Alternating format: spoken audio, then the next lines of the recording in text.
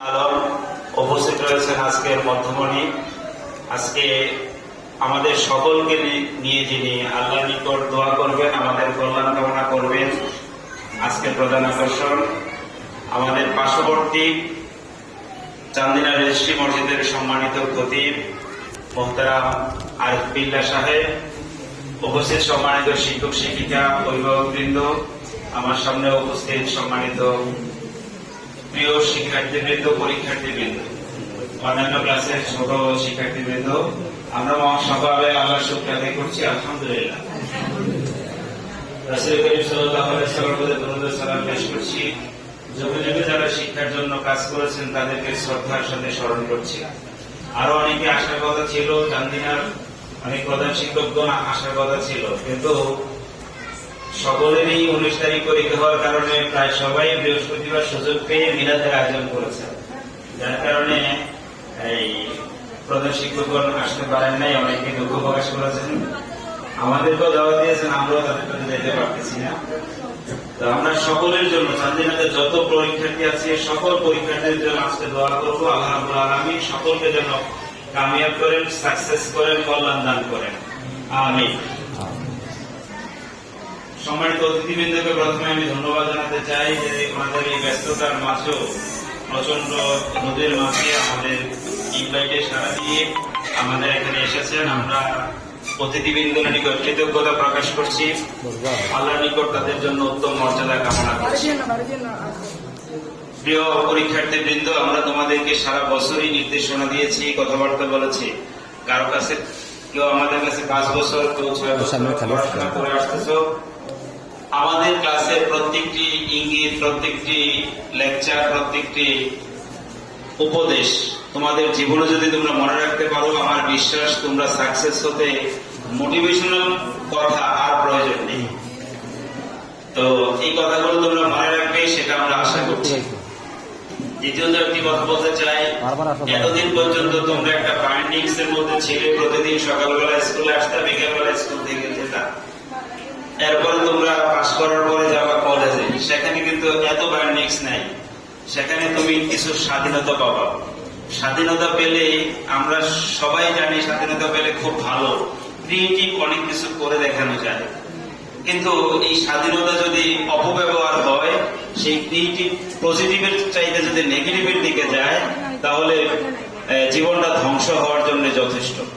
সেজন্য তোমরা যারা এখান থেকে পাশ করে যাবে, জীবনে যত জায়গায় থাকবে সেখানে পজিটিভলি কিছু বিষয় চিন্তা করবে।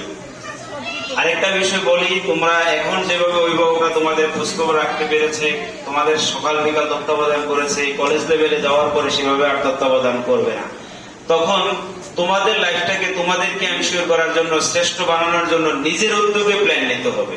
যারা নিজ দায়িত্বে একটি প্ল্যান মেকিং করতে পারবা, স্ট্যান্ডার্ড কিছু চিন্তা করতে পারবা, তারা সারা দুনিয়ার সেরা হবে।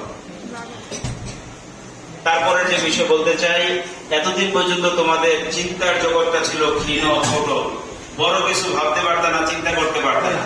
এখন অনেক বড় বড় কিছু ভাবতে পারবা, চিন্তা করতে পারবা, সেই ক্যাপাসিটি এখন হয়েছে এবং ভবিষ্যতে আরো হবে।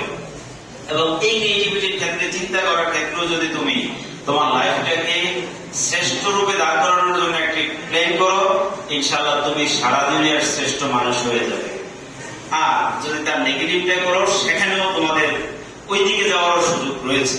সেজন্য আমাদের পক্ষ থেকে তোমাদের প্রতি সব সময়ের জন্য যা উপদেশ ছিল, আজও আছে, আমরা চাই তোমরা দুনিয়ার সেরা মানুষ হও, তোমরা দুনিয়ার সেরা মানুষ হও, তোমরা দুনিয়ার সেরা মানুষ হও।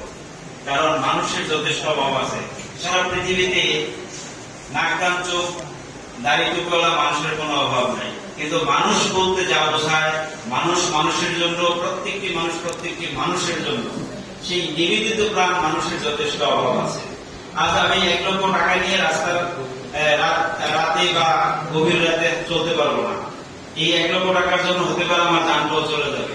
তাহলে কে নেবে সেই টাকা? বাঘ ভাল্লুক নেবে না সিংহ নেবে? কেউ নেবে না, সেটা আরেকটা মানুষ নেবে। তাহলে সে মানুষ হয়ে কি করে যে অন্যায় ভাবে আরেকজনের টাকার সম্পদ লুণ্ঠন করে, লুণ্ঠন করতে বাধা দিলে তার জীবনটা পর্যন্ত কেড়ে নেয়, সে আবার মানুষ হয়ে কি করে? এই মানুষের অভাব সমাজে নাই। আজকে তুমি ব্যাংকে এখানে সেখানে টাকা রাখো বা টাকা উঠাইতে যাও, ওনাদেরকে ঘুষ দেওয়া লাগে 1 লাখ, 2 লাখ, 5 লাখ। তাকে মানুষ বলেছে কি? কিন্তু দেখতে তো তোমার চাইতে অনেক বেশি স্মার্ট সে। এমনকি কেউ কেউ দাঁড়িয়ে রেখেও এই কাজগুলো, অন্যায় কাজগুলো করছে। সমাজের কঠিন এই বাস্তবতা। তুমি মাছ বাজার থেকে শুরু করে যেখানে যাও, দুর্নীতি আর অন্যায় রাখা সেখানে, সেই জায়গায় তোমাকে আমি বলছি মানুষ হতে। যার মান আছে, যার ঘুষ আছে, তাকে বলে মানুষ। তোমরাও তোমাদের কাজ করতে গেলে এরকম অনেক অপরচুনিটি পাবে, জীবনে অনেক অপরচুনিটি পাবে অন্যায় রাস্তা গ্রহণ করার মতো। যদি অন্যায় রাস্তাগুলো ছেড়ে দিয়ে ভালো রাস্তায় চলতে পারো, তবেই তুমি মানুষ হতে পেরেছ। আমি সেই মানুষ হিসেবে তোমাকে দেখতে চাই। আমি যে তুমি ডাক্তার হও, দুনিয়ার সেরা একজন ডাক্তার, যে চিকিৎসা শাস্ত্রে তোমার মতো আর ভালো কেউ জানে না। তুমি একজন ব্যবসায়ী হও, তুমিও দুনিয়ার সেরা একজন ব্যবসায়ী। আমি চাই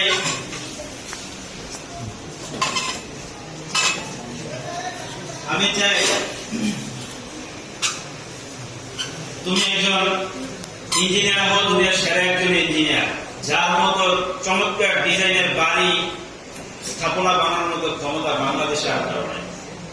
আর প্রত্যেকটি কাজ যে করবা, সততার সাথে করবা, জীবনে যে দেখাতে থাকবা। আল্লাহ তাআলা সেই উপদেশগুলো মেনে চলার তৌফিক দান করুন। প্রিয় ছোট শিক্ষার্থীদেরকে আমরা বলবো, তোমাদের ভাইয়েরা যদি তোমাদের কাছে কোনো অন্যায় করে থাকে, আমরা তাদের হয়ে তোমাদের কাছে ক্ষমা চাচ্ছি, তাদেরকে মাফ করে দিবে এবং তাদের জন্য দোয়া করবে, আল্লাহ যেন তাদেরকে সফলতা দান করে।